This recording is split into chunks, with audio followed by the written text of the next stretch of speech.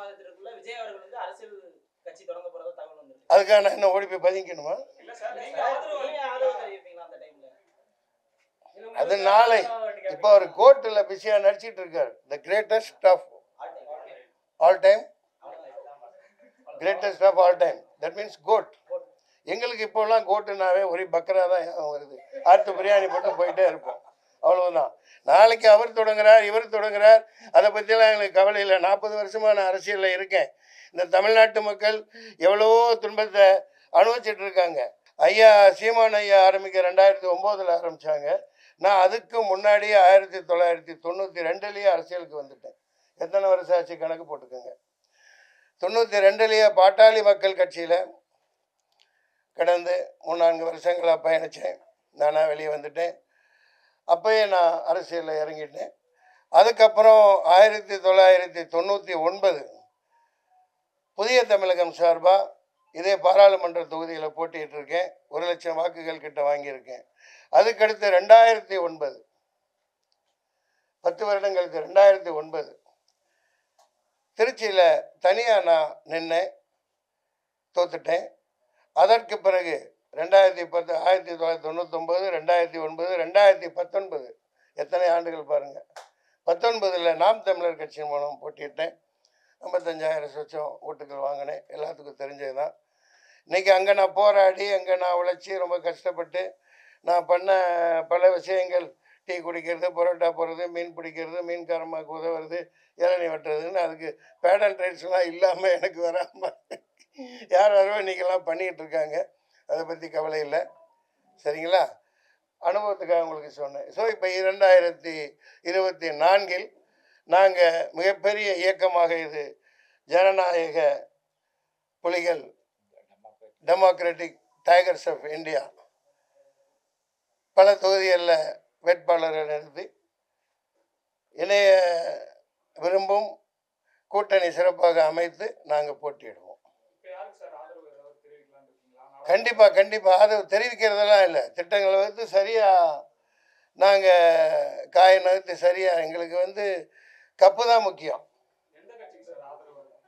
இப்போ உதாரணத்துக்கு முல்லை கொடி படரணும்னா எட்டி மரமாக இருந்தாலும் பரவாயில்லை, புட்டி மரமாக இருந்தாலும் எங்களுக்கு பரவாயில்ல. அப்பா எங்கப்பா இங்கே இருந்த கொடியை காணா, இந்த பாவிகளா கொண்டாங்க, முதல்ல புட்டின்னு ஒன்று தான் ஞாபகம் வந்துருச்சு.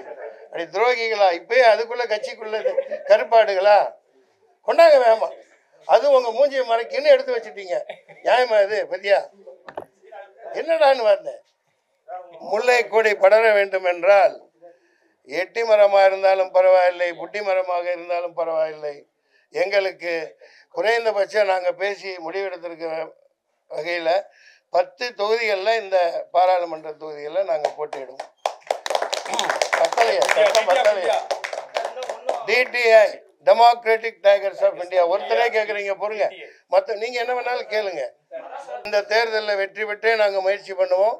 இல்லாட்டி வர்ற 2029 நடக்கும். இதுக்கப்புறம் இல்லையா, 24, 25, 26, 27, 28, 29 அதில் நாங்கள் 300 இடங்களில் போட்டியிடும். இதே democratic Indian democratic tigers of India. கண்டிப்பாக நான் தான் சொன்னேன், முழு நேரமாக இந்த மக்களுக்காக உழைக்கிறதுக்காக நாங்கள் காத்துக்கிட்டு இருக்கோம். இது நாங்கள் கிள்ளுக்கீரையாவோ எடுப்பார் கைப்பிள்ளையாவோ இருக்க மாட்டோம்.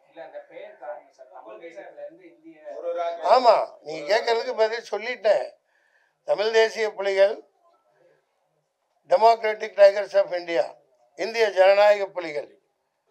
காரணம், இப்போ பெரியார் ஐயா அவர்கள் ஆரம்பித்த அந்த இயக்கம், அதனால தான் இந்த சவுத் இந்தியா இந்த அளவுக்கு விழிப்புணர்வோடு இருக்குது.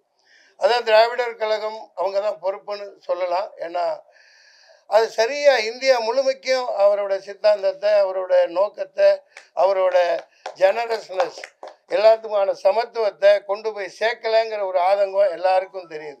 ஒரு சின்ன பையன் இப்போ கொஞ்ச நாள் முன்னாடி பேசியிருந்தான், பாராட்ட வேண்டிய விஷயம். சரியாக பெரியார் இருந்திருந்தால் அவரோட சீடர்கள் இன்னும் சரியாக கொண்டு போயிருந்திருக்கணும். இப்போ அவரோட சீடராக நாங்கள் இருக்கலாம். நாங்கள் எங்கள் இதில் பாருங்கள், எல்லாத்தையும் போட்டிருக்கோம். காந்தியார், தமிழர், இதில் எல்லாமே நீங்கள் கேட்டீங்களே, தமிழ் தேசியம் நாங்கள் விடலை.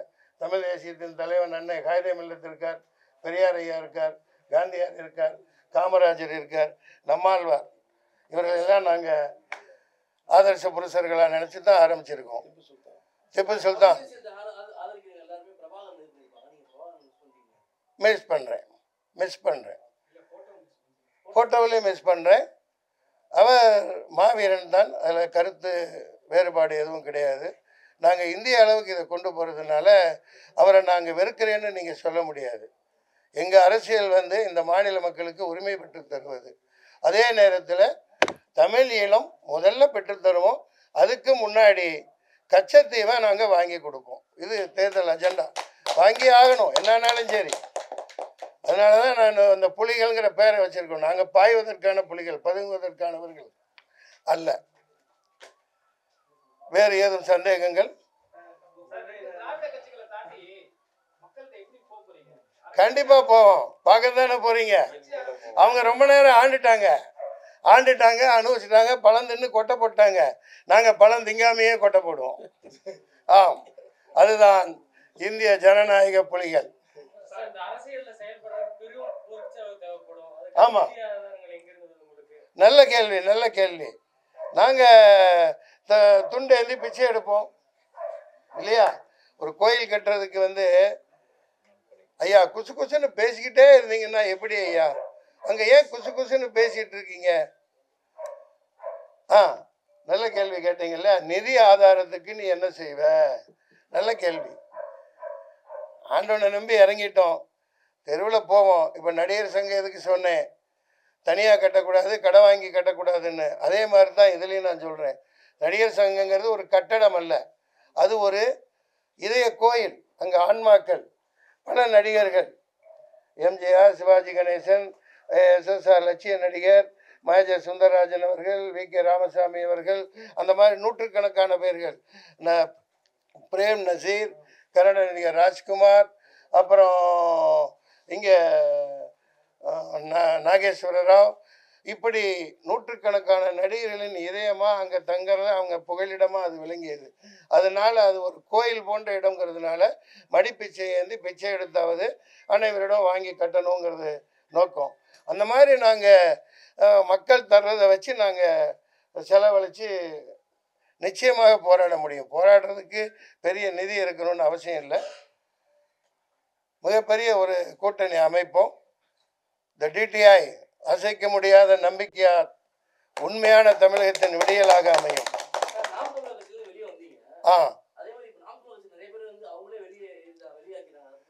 அதை பற்றி நான் என்ன சொல்ல முடியும்? அண்ணன் சீமான் அவர்கள் நல்லவர், நல்ல நோக்கத்துக்காக ஆரம்பிச்சிருக்காங்க. அவர் வந்து தனியாகவே இருப்பேன், கூட்டணி எதுவும் வைக்க மாட்டேங்கிறார். அவர் தனியாக சோறு மட்டும் சாப்பிட்றேன்னு பார்க்குறாரு. சோறு மட்டும் சாப்பிட முடியாது. நமக்கு கூட்டு, பொரியல், தயிர், குழம்பு, சாம்பார், உப்பு, ரசம் இதெல்லாம் வேணும். அதனால் எங்கள் சித்தாந்தம் வேறு. அன்னாருக்கு வாழ்த்துக்கள். ஏன்னா தனியாக நிற்கும் பட்சத்தில் நாங்கள் அவர்களை எதிர்த்து போட்டியிட வேண்டி வரும். அதை எதுக்கு என்கிட்ட கேட்குறீங்க? பதில் சொல்லிட்டேன், அதுக்கு மேலே என்ன?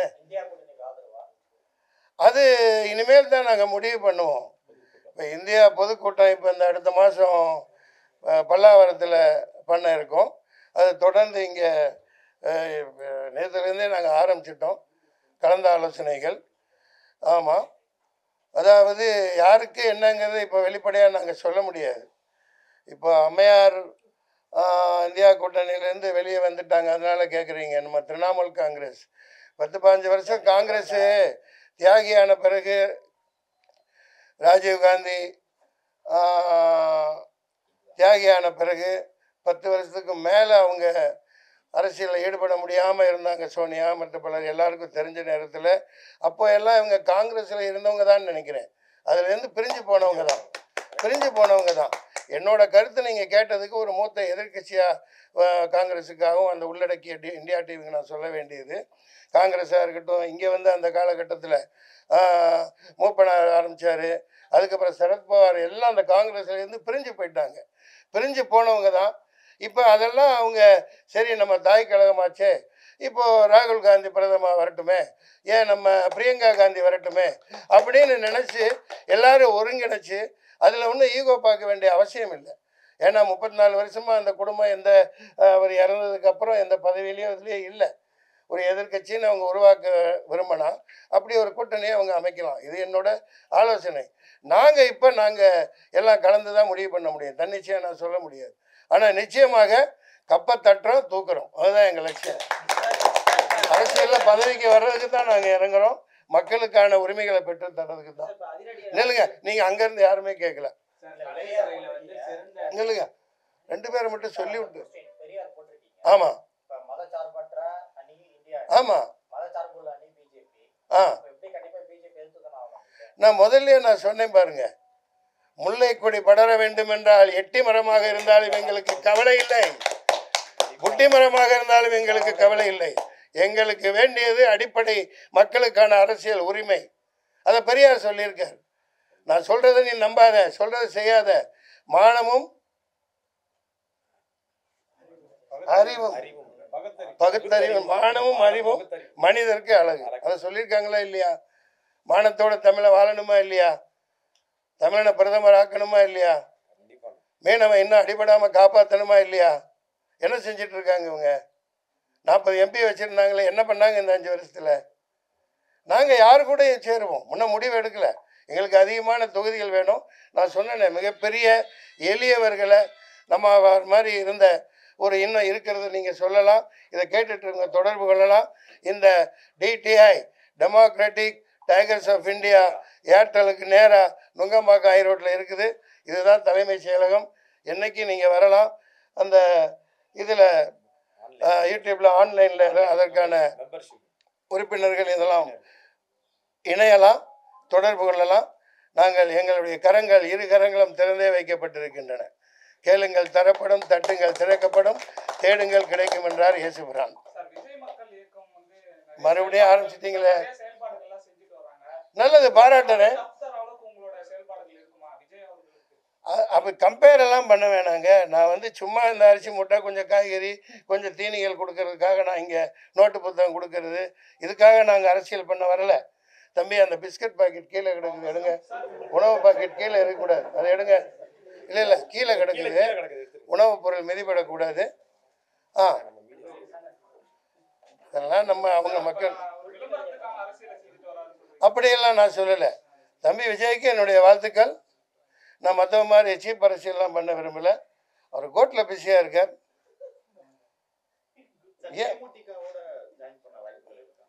ஐயா, இது நாங்கள் இறங்கிட்டோம்.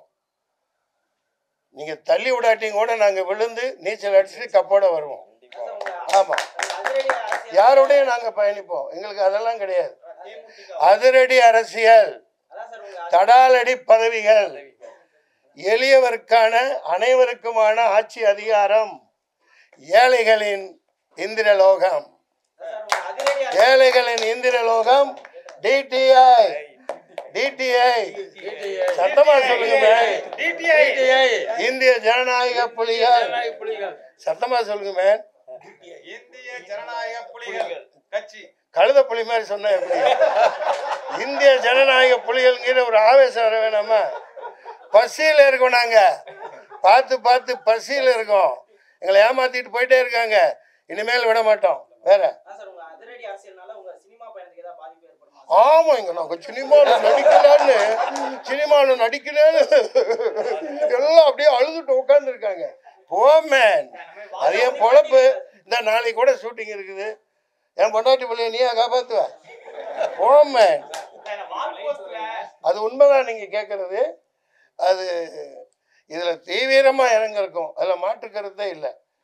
இந்த தேர்தலுக்கு முன்னாடியும் சரி, இந்த தேர்தலுக்கு பிறகும் என்னுடைய பயணம் சாவர நொடி வரைக்கும் முழுக்க முழுக்க இந்திய திருநாட்டின் முன்னேற்றத்துக்காக இருக்கும். ஆட்சியில் எல்லா எளியவர்களையும் பதவியில் அமர வைக்கிறதா தான் இருக்கும். மறுபடியும் நீ இப்படியே பண்ணிட்டு இருக்கிறீங்க, நீ என்னப்பா பண்றது? போன தடவை திரிசாவை வச்சு இந்த பக்கத்துல இருந்து என்ன மாட்டி விட்டீங்க. ஐயோ ஐயோட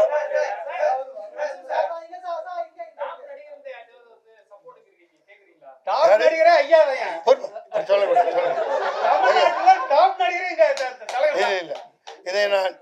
குறிப்பிலிருந்து எடுத்து விடுகிறேன். ஏன்னாக்க ஏதாவது ஒரு 1/2 கோடி 1 கோடி வரும், அதை கெடுத்துறாரு. கட்சி நடத்த காசு வேணாமா ஐயா? வாங்க வாங்க, சொல்லுங்க ஐயா, சொல்லுங்க ஐயா. சப்போர்ட்டுக்கு நாங்கள் யார்கிட்டையும் போக மாட்டோம். இரு கதவுகளும் திறந்தே இருக்கின்றன. நாங்கள் எல்லாரையும் இப்போ பார்க்க இருக்கோம். எங்களுடைய குழுவினை சந்திக்க இருக்காங்க. அதனால யாரையும் நான் தாழ்த்தியோ உயர்த்தியோ சிறுமைப்படுத்த முடியாது. கூட்டணி எது அமைதோ அவர்கள் கூட நாங்கள் பயணிப்போம். கமல்ஹாசன் அவர்கள் கட்சி தொடங்கும் போதும் கட்சி பணிகள் அதிகமா இருக்கும், நடிப்பில் இருந்து கொஞ்சம் விலகி இருக்கும்னு சொன்னாரு. அவர் திரைக்கலையில அதிகமா கவனம் செலுத்துறாரு. வருங்காலங்கள் நீங்களும் அப்படி முடியாது. இப்ப இருக்கிற படங்கள் எனக்கு வர்றதை நடிக்கலாம். ஆனா இப்ப தீவிரமா இறங்கின பிறகு நம்ம அதுல இறங்குறது எப்படி சாத்தியம்னு தெரியல. ஏண்டா எனக்கு இப்ப இந்த முன்னெடுத்தாச்சு, கால் வச்சாச்சு. இறுதி நாட்கள் இப்போ இருக்கிறதுல எத்தனை வருஷம் இருக்க போகிறோமோ தெரியாது. வாழ்ந்த நாட்கள் அதிகம், வாழ போகிறது ரொம்ப குறைவு இல்லையா? இது ஐயா எங்க பிரான்சிஸ் அவர் உதித்த முத்துக்கள். ஆமாம், 75 வயசு, என்னோட காசாளர். அந்த மாதிரி உண்மையாகவே முழுக்க முழுக்க நாட்டுக்காக எங்களை நாங்கள் அர்ப்பணிச்சுக்கிறதுக்கு ஆயத்தமாக இருக்கோம். உங்கள் ஆதரவு வேணும். நன்றி. வால் போஸ்ட்ல ஷாட் போட்டு இருக்கீங்க. மற்றவங்க மாதிரி ஒயிட் அண்ட் ஒயிட் அந்த மாதிரியான ஒரு ஃபார்முலா அரசியல் கட்சி ஆரம்பிக்கிறீங்க. ஆமா, போஸ்டர்ல கொஞ்சம் வித்தியாசமா அரசியல் வச்சு கையெழுத்து கும்புற மாதிரி கொஞ்சம் நல்லா இருக்கும்ல. நல்லது. சகோதரர் என்ன சொல்றாரு, ஓட்டு வாங்க போறீங்க, நீங்க இப்படி கும்புற மாதிரி ஏன் போடல? திரிஷா கூட இருந்த படத்தையே ஏன் போட்டிருக்காங்க? இழுக்கிறாரேப்பா, நான் என்னப்பா பண்றது? பதில் சொல்ல விடுங்க. இன்னும் சொல்லலைங்க, தள்ளுப்பா, அந்த படத்தை காமிச்சிருப்பா. அது நானா இருக்க விரும்புகிறேன். நான் கோவணம் கட்டிக்கிட்டு காலையில் வயக்காட்டில் இருந்தாலும் நான் எப்படி இருப்பனோ அப்படி தான் இருப்பேன். ராத்திரியில் லுங்கி கட்டிக்கிட்டு படுத்து தூங்குவேன் இல்லையா? நமக்கு வேலை செய்யலை, அதுக்கேற்ற உடைகளை உடுத்திருப்போம். அந்த வெள்ளுடை அணிந்து இதுதான் அரசியலில் இருக்கணும்னு அவசியம் இல்லை. மக்களுக்கு தெரியும் இல்லையா? மனசு வெள்ளையாவா இருக்கு?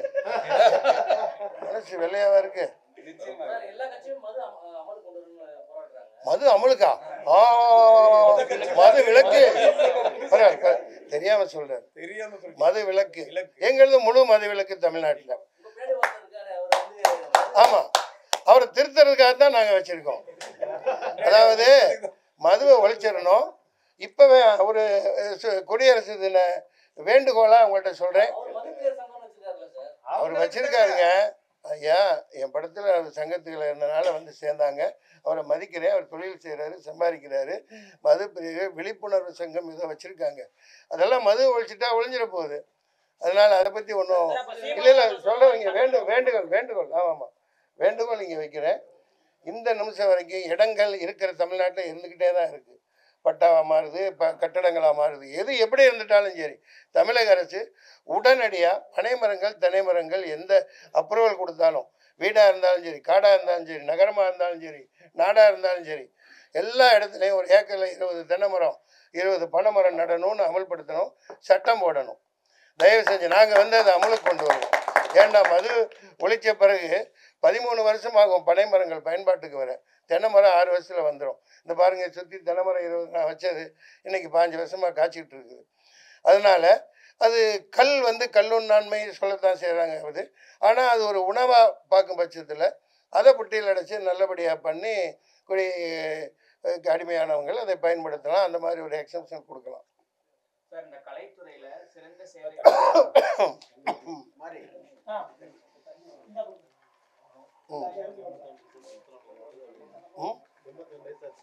ஐயாவுக்கா? ஐயாவுக்கு 82 வயசு.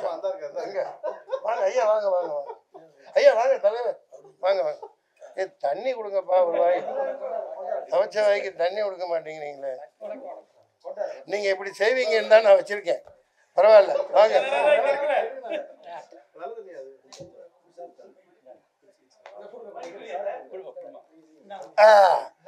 பரவாயில்ல, இந்தியா முழுமைக்கு உள்ள தண்ணி உள்ள தேசிய குடியின் தண்ணி. வாங்க, கேளுங்க. பிரச்சாரத்தை தொடங்கி இருக்காங்க. அயோத்தியில ராமர் கோயில் தொடங்கப்பட்டது கூட, கட்டி முடிக்கப்பட்டது கூட அரசியல் ஆன்மீக விமர்சனங்கள் நிறைய வந்துச்சு. அது ராமராஜ்யம் என்னுடையது ராவண ராஜ்யம். ராவணன் இல்லாம ராமாயணம் முழுமை பெறாது. நாங்கள் கதாநாயகர்கள் என்றுமே, அது கதையோ இதிகாசமோ புராணமோ, நாங்கள் அதை மதிக்கிறோம்.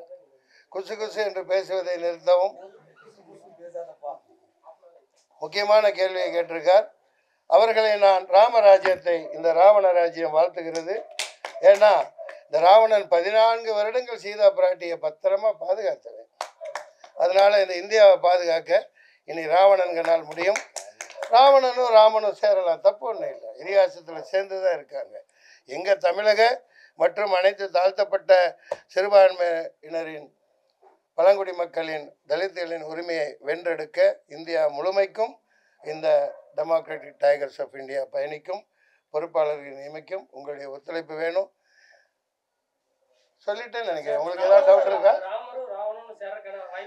மறுபடியும் விடவே மாட்டேங்கிறேன்.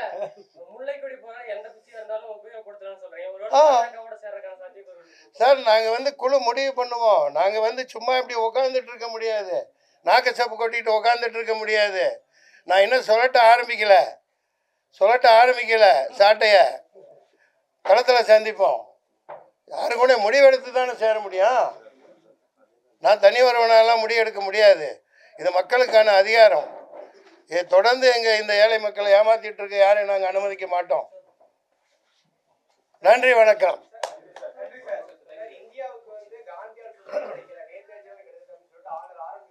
மறுபடியும் சொல்லுங்க, சத்தமா சொல்லுங்க, பதிவாகணும்.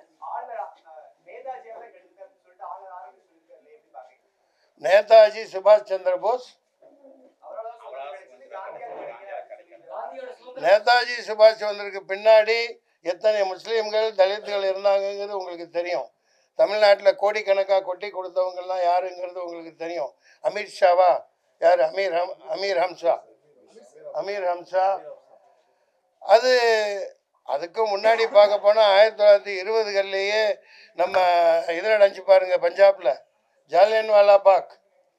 அப்போவே கூட சுபாஷ் சந்திர போஸ் சொன்னபடி அப்போவே சுதந்திரம் வாங்கியிருந்திருக்கலாம். ஆனால் காந்தியார் அதுக்கு கைதாகி பல வருடங்கள் நேரும் காந்தியும் செயலில் இருந்து அதை அனுபவிச்சு, ஏன்னா எல்லா வெள்ளைக்காரனுங்களும் போட்டில் அதை திருப்பி தாக்குனாங்க பாருங்கள். அந்த இதில் எல்லாம் ஓடி போயிட்டாங்க. சரித்திரம் நானும் படிச்சிருக்கேன். சுபாஷ் சந்திர போஸ் விட்டு போச்சு. நாங்கள் அடுத்த இதில் மேலே சேர்த்துருவோம். கட்சியின் லெட்டர் பேடில் இருக்குது. கண்டிப்பாக அவருடைய ஆக்கமும் ஊக்கமும் இருக்குது. காந்தியார் இல்லைன்னெல்லாம் சொல்கிறது அவருடைய தனிப்பட்ட சித்தாந்தம். ஆளுநர் அவர்கள் எங்களுடைய கோரிக்கை அதுதான். அதாவது நான் யாரையும் நியாயமாக தான் பேசுவேன்.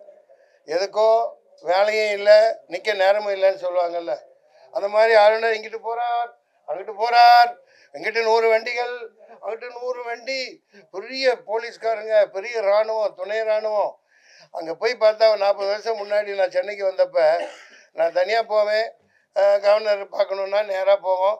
வருகை பதிவேட்டில் பேர் எழுதிட்டு உள்ளே கூட்டு போவாங்க. அழகாக சாலில் போட்டு பார்த்துட்டு வருவோம். தனி ஒருவனாக நடந்து போவோம். ஒரே ஒரு ஆள் வெளியே இருப்பான், உள்ளே 2 பேர் இருப்போம். இப்போ போய் பாருங்கள், இந்தியா பாகிஸ்தான் பவுண்டரி மாதிரி, அந்த பார்டர் மாதிரி அதை சுற்றி அடேங்கப்பா எத்தனை அந்த வைப்பாங்களே குறுக்கு, அதுக்கு பேர் என்ன? பேரிகேட். 100 கணக்காக நிற்கிது. இங்கிட்டு 100 போலீஸ், அங்கிட்டு 100 போலீஸ். அவர் போகிறார். எதுக்கு போகிறார்? ஆளுநருக்கு வெளியே என்ன? சாமி கும்பிட போகிறார், ஷாப்பிங் போகிறார். அதுக்கு இந்த அரசியலை நாங்கள் இந்த டிடிஐ வேறு இருக்கோம். நாங்கள் எந்த பதவியில் இருந்தாலும் சரி, எந்த பாதுகாப்பு படை, பூனைப்படை, எலிப்படை, பிளாக் இதெல்லாம் இருக்காது. எளிமையாக இருப்பா. வேணா ஒரு ஆள் வேணால் கான்ஸ்டபிள் கூட வாங்க வச்சுக்கோங்க, பதிவு பண்ணுறதுக்கு. அவ்வளோதான். ஒரே ஒத்த வண்டி போதும் எங்களுக்கு. தனியாக போவோம். ஒரு வண்டி வேணால் வரலாம், அமைச்சர் ஆகும் பட்சத்தில். அதனால் ஆளுநர் சொன்னது ஒரு தனிப்பட்ட ஒரு இதோட சொல்கிறாங்க. ஆளுநர் எந்த காலத்திலையும் நாங்கள் வந்தாலும் சரி, அவர் இருக்க வேண்டிய இடம் 650 ஏக்கர் பூமி, 6000 மான்கள், ஜாலியாக வாழ்ந்துட்டுருக்காரு மனுஷன். நான் 98லேயே போராடினேன். போராட்டமும் என் வாழ்க்கையில் பின்னி பிணைஞ்சது உங்களுக்கெல்லாம் தெரியும். சின்ன பசங்க நீங்கள் எத்தனை பேர் இருந்தீங்களோ தெரியாது. 35 பேர் கைதானே, சரிங்களா? கிரிக்கெட் விளையாடினேன் ஆளுநர் மாளிகை முன்னாடி. அப்போ பிவி இருந்தாங்க, பாத்திமா பிவி. திமுக அரசு என்ன இங்கேயே கைது பண்ணிருச்சு. கிரிக்கெட் ஆட போனோம். எதுக்காகன்னா ஒலிம்பிக்கில் அப்போ தகரம் கூட வாங்கலை. அங்கே 100 ஏக்கரில் ஸ்விம்மிங் பூல் கட்டுங்க, கபடிக்கு இது கட்டுங்க, எல்லா கிரிக்கெட் இது கட்டுங்க, ஆடிட்டோரியம் கட்டுங்க, பயிற்சி கொடுங்க. இப்போது நடிகர் சங்கத்துக்கு நான் சொல்கிறது கட்டி ஒரு ஸ்விம்மிங் பூல் கட்டி உலக தரத்துக்கு பயிற்சி கொடுக்கணும் பசங்களுக்கு. புரியுதுங்களா? ஏழை 100 பேர் சாப்பிட்டுட்டு போன நடிகர்கள் தினமும் அங்கே அந்த மாதிரி கட்டுங்க அப்படின்னு தான் அந்த நடிகர் சங்கத்துக்கு நான் கோரிக்கை வச்சேன். சுபாஷ் சந்திர போஸ் இந்திய அசைக்க முடியாத ஒரு மாபெரும் தலைவர். அவர் எப்படி செத்தாருங்கிறத இன்னும் சொல்ல மாட்டேங்கிறாங்க.